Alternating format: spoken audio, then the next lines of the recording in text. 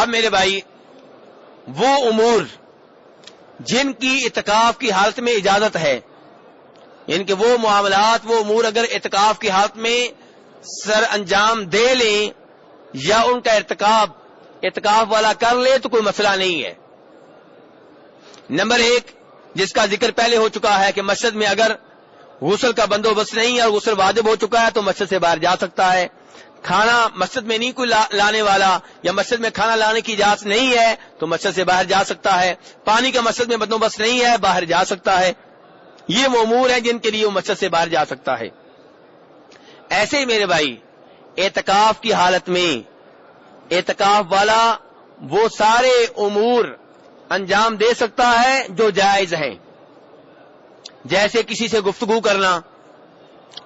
ہمارے ہاں کیا ہے کہ لوگ جب اعتکاف بیٹھتے ہیں تو پردہ کر لیتے ہیں، سمجھتے ہیں کہ شاید اعتکاف کی حالت میں گفتگو نہیں کر سکتے۔ میرے بھائی میں مانتا ہوں اعتکاف میں آپ اللہ کی عبادت کے لیے اپنے آپ کو وقف کر چکے ہیں، جتنی کم گفتگو کریں گے اتنا بہتر ہے، لیکن گفتگو کی اجازت ہے، گفتگو کی اجازت ہے۔ جتنا زیادہ اپنے آپ کو گفتگو میں مصروف رکھیں گے اتنا کم آپ کو ثواب ملے گا، لیکن گفتگو کرنی پڑ جائے تو گفتگو کی اجازت ہے۔ اعتکاف کے دوران آپ کی زیارت کے لیے کوئی آ سکتا ہے، آپ سے آ کر مل سکتا ہے، آپ اس سے مل سکتے ہیں، اس کو الوداع کرنے کے لیے مسجد کے دروازے تک آپ جا سکتے ہیں۔ اس کی دلیل وہ حدیث ہے جو بخاری شریف میں آتی ہے اور روایت کرنے والے علی ابن حسین زین العابدین ہیں۔ کون ہے میرے بھائی؟ علی ابن حسین، جناب حسین کے بیٹے علی زین العابدین، وہ روایت کر رہے ہیں۔ کس سے روایت کر رہے ہیں؟ ام المؤمنین صفیہ رضی اللہ عنہا سے، نبی صلی اللہ علیہ وسلم کی بیگم سے روایت کر رہے ہیں۔ کون؟ علی زین العابدین۔ اس سے یہ بھی پتا چلا کہ آل بیت کے اور نبی صلی اللہ علیہ وسلم کی بیگمات کے آپس میں بڑے اچھے تعلقات تھے، اور اسی لیے آپ کی اس بیگم نے، ہماری اس ماں نے یہ حدیث خود بیان کی ہے علی زین العابدین کے سامنے، جو آل بیت سے تعلق رکھتے ہیں، جناب حسین کے بیٹے ہیں۔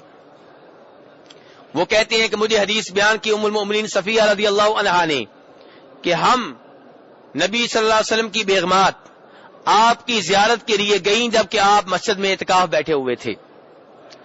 جب ہم واپس جانے لگیں تو آپ نے مجھے کہا تم ٹھہر جاؤ۔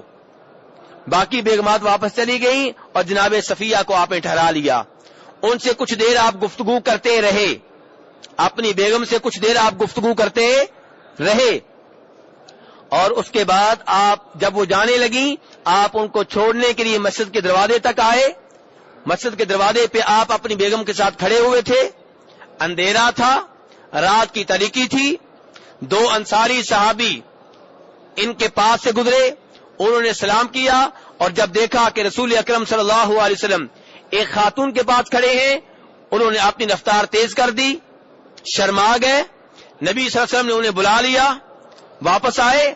آپ نے کہا کہ میرے صحابیوں، یہ میری بیگم صفیہ بنت حیی ہے۔ میرے بھائی غور کریں، آج لوگ سمجھتے ہیں کہ پیر صاحب جو مرضی کر لیں، جس مرضی خاتون کی عزت سے کھیل لیں، جس مرضی خاتون کے ساتھ علیحدگی میں بیٹھ جائیں، جس مرضی خاتون کو ہاتھ سے پکڑ لیں، دم کرتے ہوئے جو مرضی کر لیں، ہمارے ہاں سب کچھ جائز سمجھا جاتا ہے، اور جب وہ آخری حد تک پہنچ جائیں پھر کہتے ہیں جی جعلی پیر ہے۔ اس سے پہلے اصلی پیر ہوتا ہے، جب وہ لڑکی بگا کے لے جائے پھر جعلی پیر بنتا ہے، اس سے پہلے ٹھیک رہتا ہے۔ یہ کیا تماشا ہے؟ ام المومنین عائشہ رضی اللہ عنہا فرماتی ہیں نبی صلی اللہ علیہ وسلم نے کبھی بھی کسی غیر خاتون کو ہاتھ نہیں لگایا۔ میرے بھائی آپ سے بڑا کوئی مقدس ہے، آپ سے کوئی آلہ ہے، آپ سے بڑا کوئی ولی ہے، آپ سے بڑا کوئی بزرگ ہے، اس سب کے باوجود جناب عائشہ فرماتی ہیں آپ نے کبھی کسی غیر خاتون کے ہاتھ کو نہیں پکڑا، کسی کو ہاتھ نہیں لگایا۔ اور یہ کون سے بزرگ آ گئے ہیں جن سے ہم نے دین کو اٹھا لیا ہے کہ ان کو معافیاں ہیں، نہ نماز پڑھیں، نہ غسل کریں، نہ روزے رکھیں، نہ کسی خاتون کا احترام ہے، جس کے پاس مرضی بیٹھ جائیں، ننگے پھرتے رہے۔ یہ کون سا دین ہے؟ بہرحال یہاں پہ نبی صلی اللہ علیہ وسلم وضاحت کر رہے ہیں، اپنے 2 صحابیوں کو بتا رہے ہیں کہ میرے صحابیوں، یہ میری بیگم صفیہ ہے۔ صحابی حیران رہ گئے، پریشان ہو گئے کہ اللہ کے رسول صلی اللہ علیہ وسلم نے یہ وضاحت کیوں کی ہے؟ آپ نے فرمایا میرے صحابیوں، تم نہیں جانتے، بخاری شریف کی حدیث ہے، تم نہیں جانتے کہ شیطان انسان کی رگوں میں انسان کے ساتھ ایسے رہتا ہے، انسان کو گمراہ کرنے کی ایسے مسلسل کوشش کرتا رہتا ہے جیسے خون انسان کی رگوں میں مسلسل دوڑتا رہتا ہے. اور فرمایا مجھے خطرہ تھا کہ شیطان تمہارے دلوں میں کوئی چیز ڈال دے گا. آپ فرما رہے مجھے خطرہ تھا کہ شیطان تمہارے دلوں میں کوئی چیز ڈال دے گا. جب یہ صحابی یہاں سے گزرے تھے تب ان کے دل صاف تھے. گھر میں جاتے شیطان آتا، پتہ نہیں کون سی خاتون تھی، پتہ نہیں کس کے ساتھ ٹھہرے ہوئے تھے، شاید یہ ہوگی شاید وہ ہوگی. شیطان ایسے انسان کو گمراہ کرتا ہے.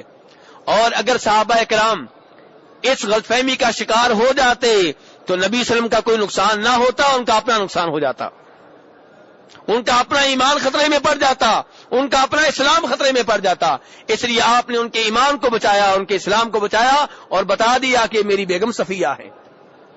میرے بھائی اس سے یہ بھی پتا چلا کسی مسلمان کے لیے یہ درست نہیں ہے کہ کسی غیر خاتون کے ساتھ تنہائی میں کھڑا ہو، تنہائی میں باتیں کرے، کسی الگ کمرے میں بیٹھ کے باتیں کرے.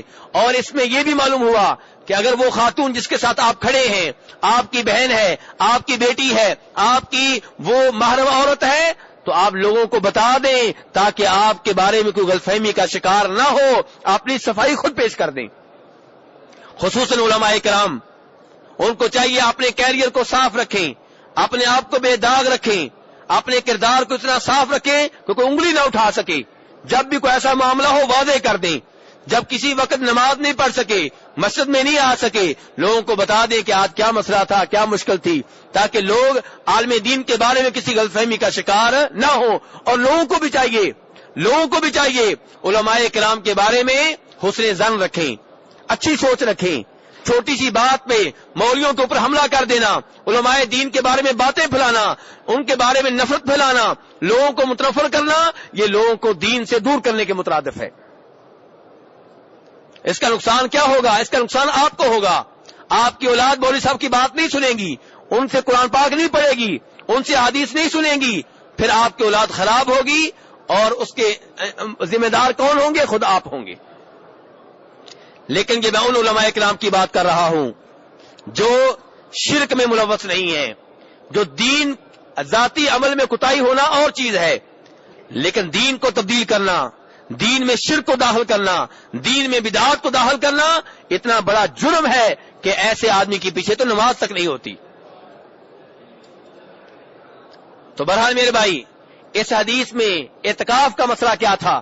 اعتکاف کا مسئلہ یہ تھا کہ نبی صلی اللہ علیہ وسلم سے جناب صفیہ ملنے کے لیے آئیں، آپ کی دیگر بیگمات بھی ملنے کے لیے آئیں، آپ کی زیارت کے لیے آئیں اور آپ سے گفتگو کرتی رہیں. مسجد کے دروازے تک آپ ان کو چھوڑنے کے لیے آئے. معلوم یہ ہوا کہ اعتکاف کی حالت میں یہ کام جائز ہے.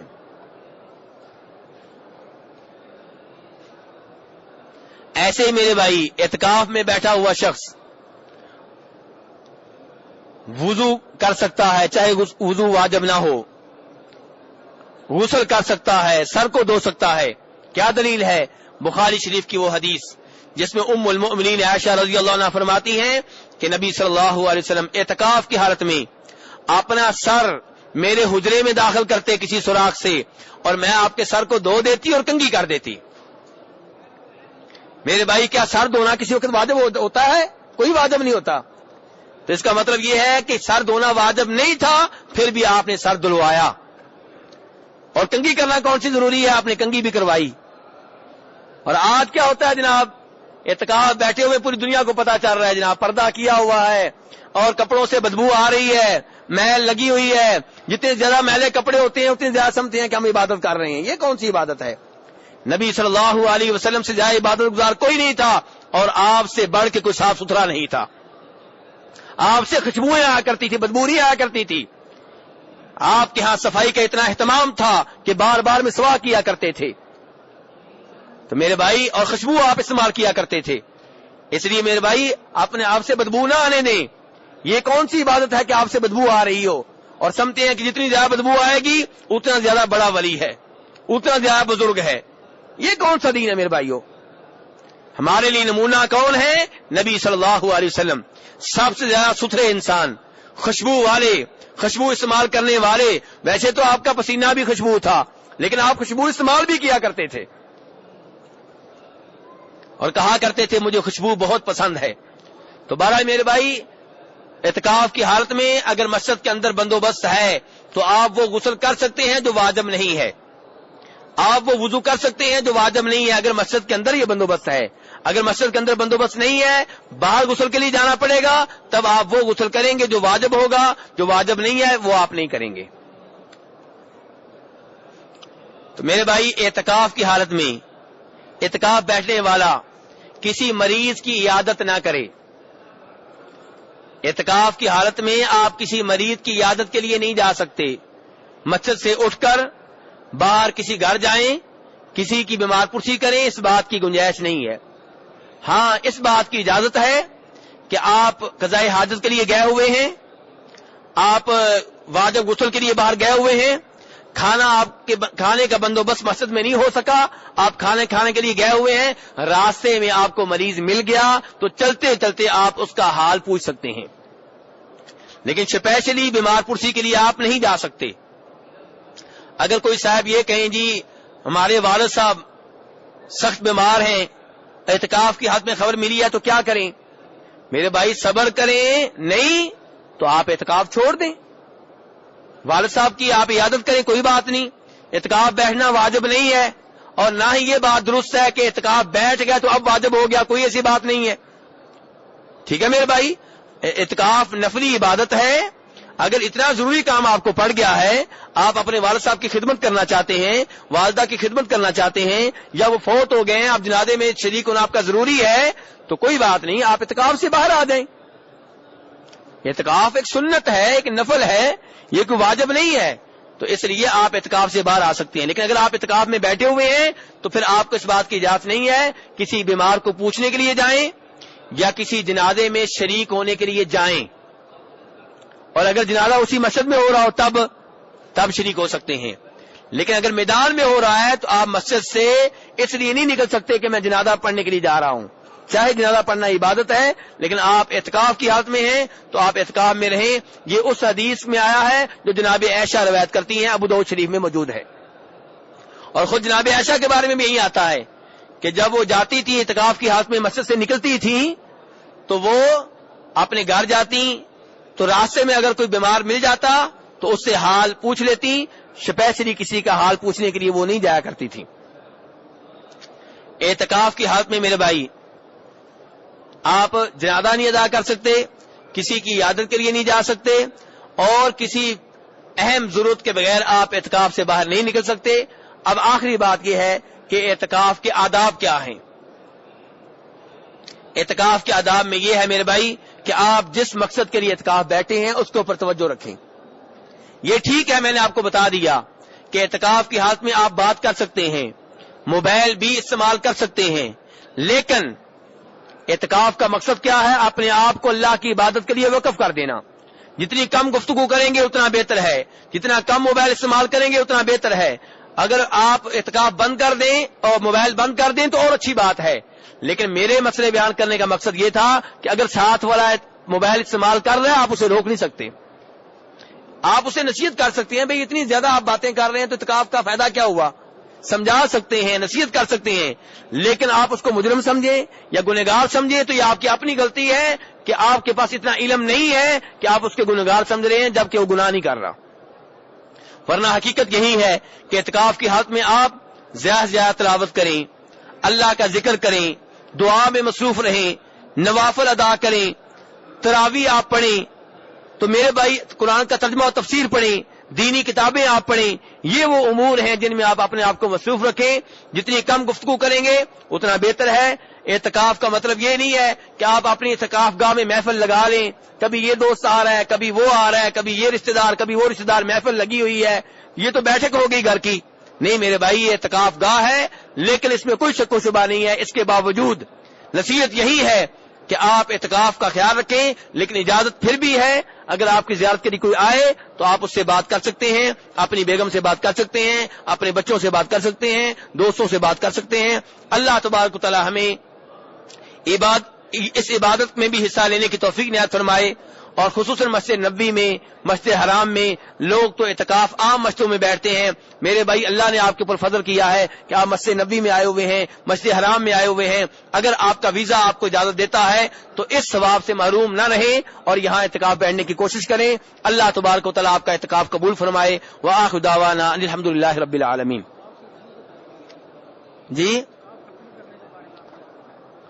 ہاں بھائی کہتے ہیں یہ آپ لکھ کے دے دیتے ویسے کہ اعتکاف ختم کرنے کے بارے میں نہیں بتایا. تو وہ میں نے بتایا تھا کہ جب عید کا چاند نظر آ جائے تو آپ اعتکاف سے باہر نکل سکتے ہیں. اب مسئلہ یہ ہے کہ کتنے ہار پہننا جائز ہے اعتکاف سے نکلنے کے بعد. ہاں جی ایسے ہی جب عمرہ کر کے آپ لاہور ایئرپورٹ پہ اتریں گے، کراچی ایئرپورٹ پہ اتریں گے، بمبئی ایئرپورٹ پہ، دلی ایئرپورٹ پہ، کتنے ہار آپ کو پہننے چاہیے؟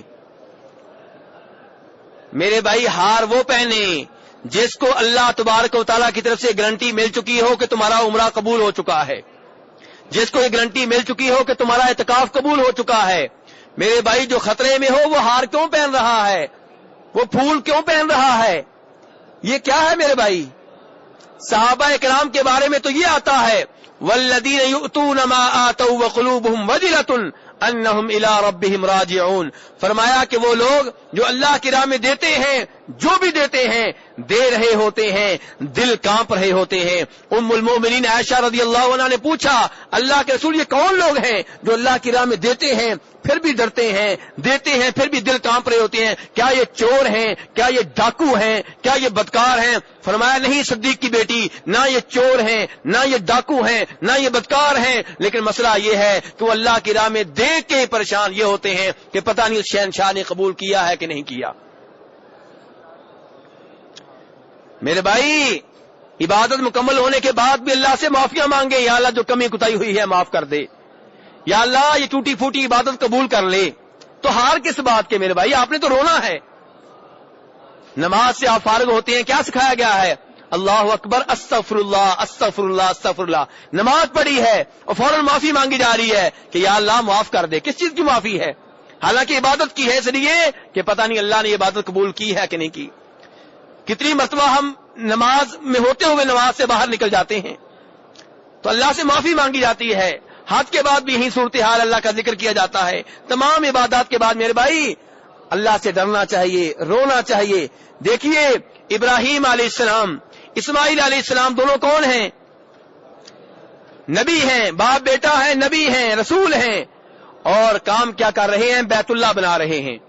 آپ تو اعتکاف بیٹھ رہے ہیں نا، وہ کیا کر رہے ہیں؟ بیت اللہ بنا رہے ہیں. اور کیا کہہ رہے ہیں؟ ربنا تقبل منا انک انت السمیع العلیم. یا اللہ یہ نیکی قبول کر لے.